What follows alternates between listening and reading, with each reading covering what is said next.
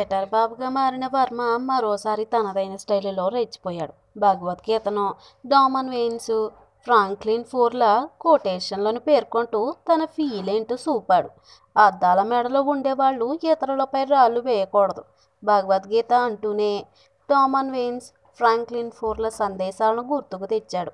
వీటితో పాటు rowdy number 150 అంటూ స్టీల్ గ్లాస్ను కంటికి అడ్డంగా పెట్టుకుని దిగిన ఫోటోను ఫ్యాన్స్తో షేర్ చేసుకున్నాడు. చిరంజీవి గారి అభిమానులకు నా క్షమాపణలు, అందుకు కారణం నాగబాబు.